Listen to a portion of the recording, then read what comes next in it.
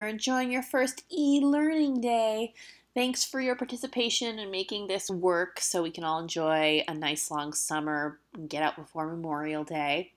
As you know, we're sticking to our calendar this week. So tonight, you're finishing up chapter 22 in McKay.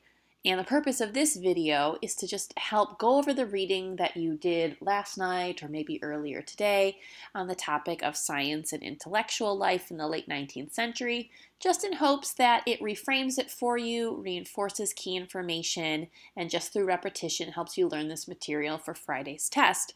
So, without further ado, if you haven't already, turn to page 70 in your workbook. You see a chart there that we're going to take some guided notes with, just to help reinforce some of these key ideas. So, as you know from your reading last night, science and intellectual life continued to evolve in the late 19th century with a few really important changes that affected people's everyday life. So here's something to consider when we compare the first scientific revolution to this second scientific revolution.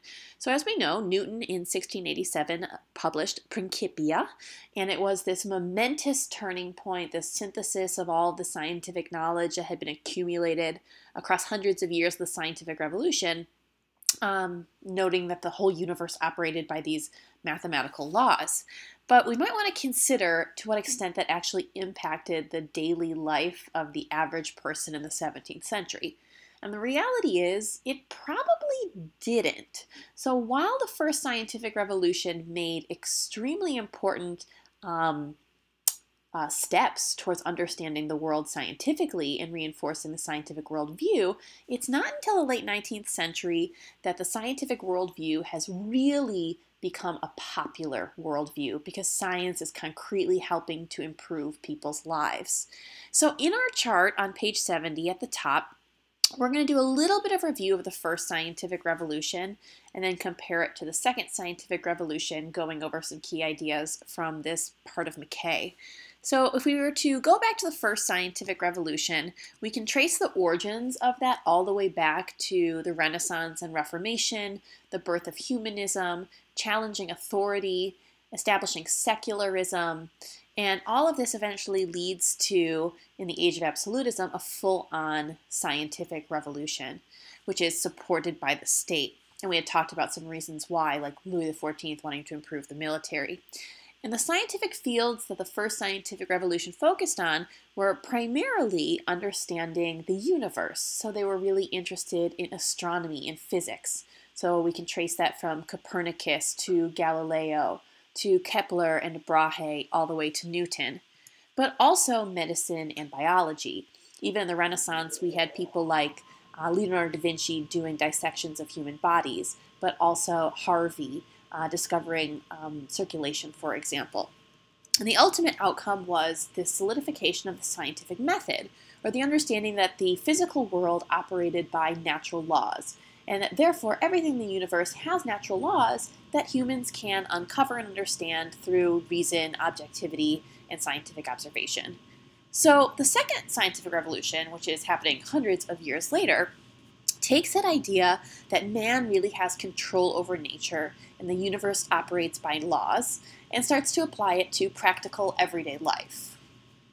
So we often associate the second scientific revolution with the second industrial revolution, which is this second wave, this burst of industrial growth and innovation that's sparked by new scientific discoveries in the late 19th century. And what makes the second industrial revolution so distinct is that it tangibly affects people's everyday life through the things that they're consuming and experiencing. So we'll look at some examples.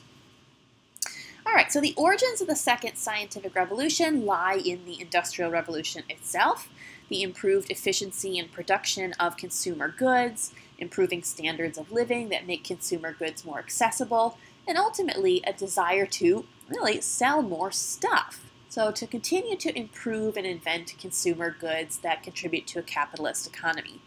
So we've already talked about one major area in which science tangibly improves people's lives, and this one doesn't have anything to do with consumerism, it has to do with health. So yesterday we went over germ theory and new breakthroughs in medicine. So a few names that we should review. The bacterial revolution, the replacement of the miasmatic theory with the germ theory, understanding how diseases were spread through these organisms that can be seen under a microscope and ultimately killed for the benefit of the human race. And we've got reformers like Chadwick, who take the ideas of Pasteur and Lister and start to propose that the government can intervene and use this new science to improve people's standards of living with sewage systems and urban reforms that better address health issues. So on top of that, we might add a few new scientific fields that are opened up in the second scientific revolution. Oh, there's Pasteur, very much celebrated in his day, sort of a hero during his own life, glorified in this painting. What is he staring at? Is that a chili pepper? What's going on there? Well, it's probably something more important. Okay, back to, and then germ theory, looking under the microscope. This woman is absolutely appalled by what she sees under a microscope. People are kind of taken aback by the idea that there's these tiny little organisms that the human eye can't see. And for a while, they got public pushback. People just didn't believe it. But, you know, when it starts to make their life longer and prevents cholera, I think they eventually buy in, right? Okay, so on top of germ theory and medicine, let's talk about a few new scientific fields.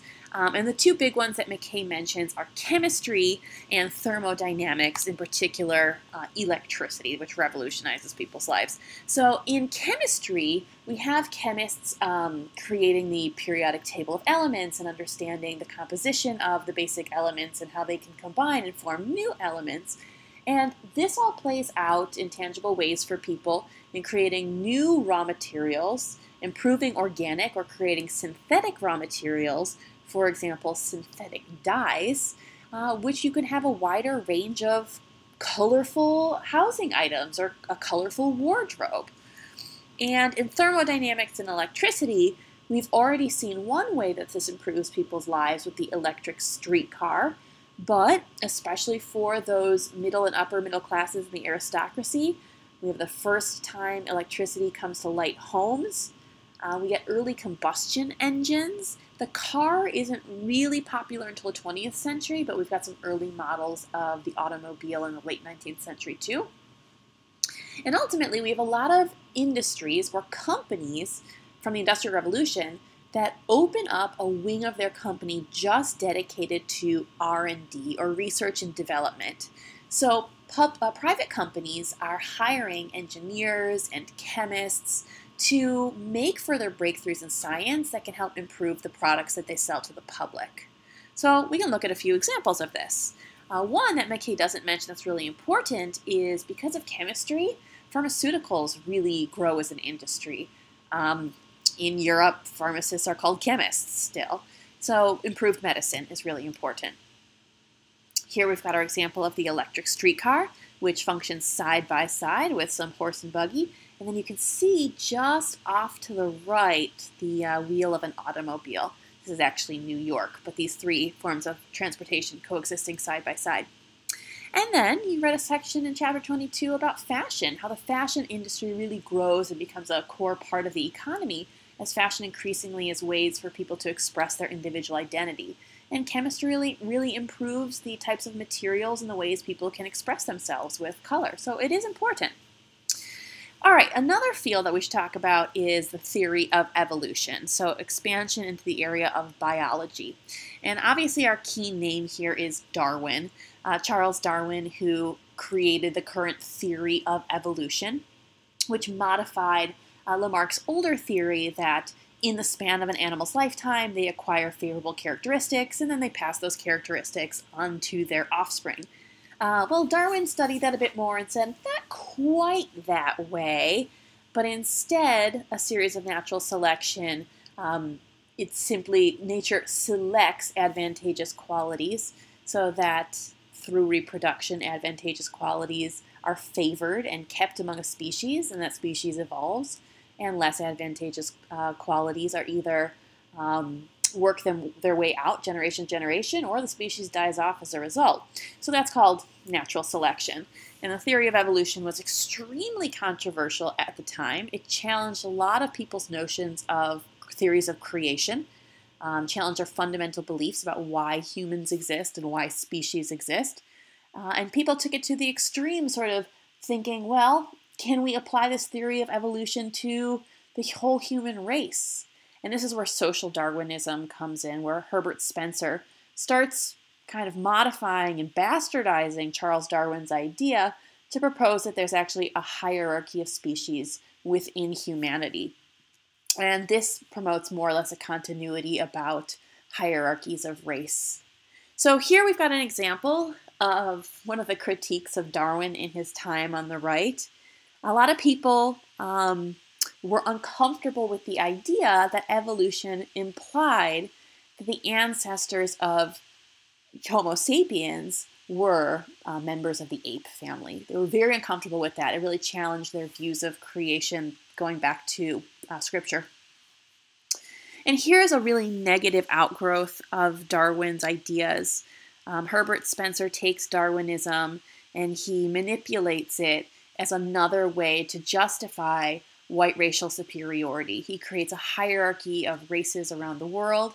And even within social classes, he implies that within a society, there will be survival of the fittest, and the fittest races and the fittest people in society should survive. And as a result, nothing should be done to help people that were seen as lesser in the social hierarchy or in the racial hierarchy. So unfortunately, this is a continuation of scientific racism, and we're going to explore how that plays out a lot more in chapter 24 when we get to imperialism. So ultimately, the outcomes of this second scientific revolution are as follows. One, we have the popularization of science. So within a common person's worldview, science is seen as really a positive thing. They're more familiar with it, and it has more tangible results in their life. And it's this triumph of a much more objective worldview, which we're going to explore more tomorrow when we look at the artistic style of the late 19th century. It improves people's quality of life, and in general, it makes people really optimistic that humans can figure out everything and continue to improve their lives. So the future was going to be this great place where their lives are going to be really comfortable. And it was all going to happen because of science. And then one that I've mentioned a few times now is a continuity of scientific racism. And we're going to explore that when we get to imperialism a bit more. Okay, so I just want to touch on the second part of the chart. And you could think about this other facet of the sciences, the social sciences, a little bit like the Enlightenment was to the first scientific revolution. So the scientific revolution created these empirical laws or understood the world through natural laws. And what Enlightenment philosophers wanted to do is take that idea of natural law and apply it to human nature, human society, and its institutions. So the philosophers believed, just like the scientists, that if we could only figure out the laws of social interaction or the economy, we could perfect the world around us. So some examples we've learned about: economic liberalism. Adam Smith believing that there are natural laws to the economy, supply and demand, and therefore the natural laws should be left to play out on their own, laissez-faire. Social contract theory. People like Locke and Rousseau, who believe that government has the right to rule from the people and is in a contract with the people to limit its rights and protect the rights of the people. That was believed to be natural law as well. So you can think about the social sciences of the late 19th century as the intellectual spin-off of the scientific worldview from the second scientific revolution. So the goal of the 19th century social sciences was to try to objectively study and reveal the realities of 19th century urban society. And they had more information or more evidence than ever to study society objectively because of this new role of government. And this opens up a brand new field called sociology. So what sociologists could do, most of them working at 19th century universities, was use all this data collected from governments, modern governments, about demographic patterns, marriage rates, birth rates, death rates, hospitalizations, tons of demographic data in order to identify social patterns and make empirical judgments or empirical conclusions with that data. History is born at this time too as a social science, as you engage in all the time an inductive process using evidence to make claims about the past as a social science. So there are three sociologists that McKay brings up that I'll mention really quickly. The first is a name we've heard before, Max Weber. You might remember all the way from the beginning of AP Euro when we did Why the West, the Weber thesis. The idea that culture, and in particular Protestantism, was the reason for the rise of Europe's greatness because it produced capitalism. Well, Weber does absolutely agree with that, but his broader conclusions were more or less that capitalism had reduced society to relationships based on transactions rather than authentic and meaningful relationships. So Weber, just like the other sociologists, started to really challenge the optimism that was popularized by science. They started to look at society and see kind of a darkness that was emerging in the cities. So another example of that is Emil Durkheim. He has this concept of anomie, or the sense of rootlessness, or the irony that as people are living in bigger and bigger cities surrounded by more and more people, their relationships are becoming less authentic. They've lost that real sense of community that was present in rural life before the Industrial Revolution. And he uses this to better understand why suicide rates had been skyrocketing in urban cities. And finally, Ferdinand Tönnies, a German sociologist, had a very similar idea that a real sense of community that had been present for hundreds of years in rural Europe had completely dissolved and had been replaced by these urban societies where people feel really isolated and alienated. And I think in a lot of ways, the late 19th century challenges that people were facing are a lot like the challenges we face today. So for example, when social media was created, everyone was really optimistic that it was this way to connect with more people and stay in touch with family far away. And now we have all this research that sometimes it makes us feel more lonely and more isolated. So I think there's a lot of similarities between the late 19th century and what we're experiencing now in politics as well, which we'll get to. So I don't want to go much further than that because tomorrow we'll explore how these challenges to the optimistic worldview played out in realism in art and literature.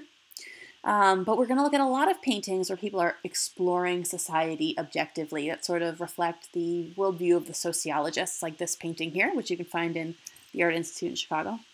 And some really dark themes about challenges that the working class were facing, challenges of rootlessness, breakdown of family, alcoholism, suicide. There was certainly a dark side to society outside of the middle class. And so tomorrow we'll start looking at realist art and how it tried to depict everyday life objectively. Okay, everyone, if I don't see you tomorrow, check your email for further e-learning instructions. And I will see you when I see you.